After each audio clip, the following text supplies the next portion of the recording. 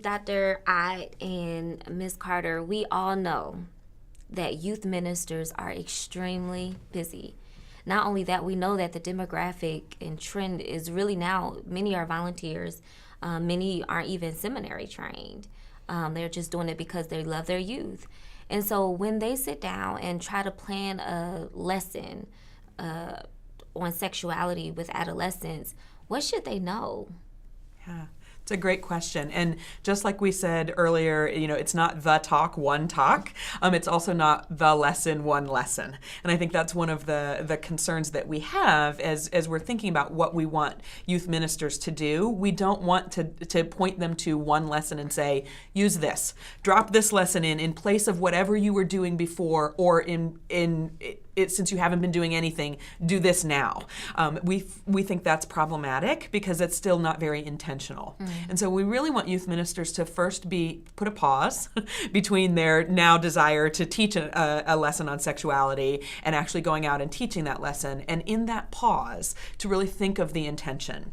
What is the theological grounding of their particular denomination, of what is appropriate for the youth in their congregation, in their youth groups? Really putting that pause in place. And then when we think about what it should look like, regardless of what curriculum you use, whether you create a lesson on your own or you find some, we have a list of resources for where to find some really great activities and lessons that can be embedded. We want you to think about it being embedded across your curriculum and really kind of holistically, everything you say or do conveys a message to young people. So not just looking at the lesson, but how are we talking in general? How are we taking advantage of teachable moments to convey the theologically driven and developmentally appropriate elements that we want to our young people? And speaking of being developmentally appropriate, really understanding adolescent development. So for youth ministers to really understand what is happening, what's changing for teens. It's not just physical changes, puberty, right? That's what everyone always thinks about as the change of adolescence, but their cognitive capacity is changing too. And that cognitive development is part of what is forcing them to ask questions that we as adults don't always have the answers to. They ask why a lot. They're moving from abstract thinking, where if you just say, because I said so, that might work for a younger kiddo. Teenagers are going to say that is not a very good reason. They are starting to be able to use abstract thinking and imagine a variety of different next steps. And so that's why they are really able to handle and hear multiple messages around sexuality and sexual behavior, because they can think abstractly about, this might not be the right decision for me now, but I want to have information that can help me make it the right decision in the future. That's that cognitive thinking. But when they're asking why and they're pushing back and they're saying, yeah, but... ... That's because of that cognitive development.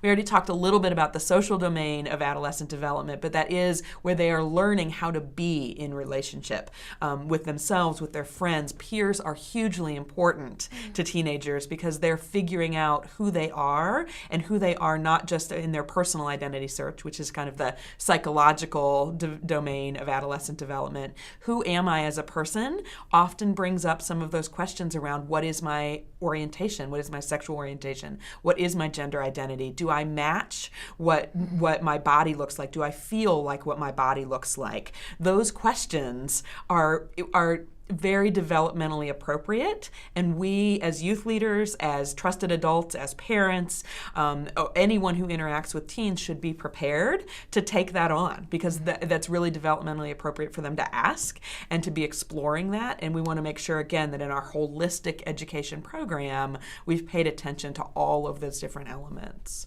The other domain that is changing during adolescence is their moral development, that sense of right and wrong, just and unjust, where they're really creating their own sense of values, what values they want to identify with, which is why that values perspective is so important. And especially important that we are clear about our own faith values. So we might say, well, either our faith values don't match up with our denomination, or we think many of our youth, their values don't match up with the denomination. But if we're not teaching clearly why our church believes what it believes, then we've actually given in quite easily to a teenager's understanding of adult hypocrisy. So, for example, we said, it's not just one lesson, but think holistically.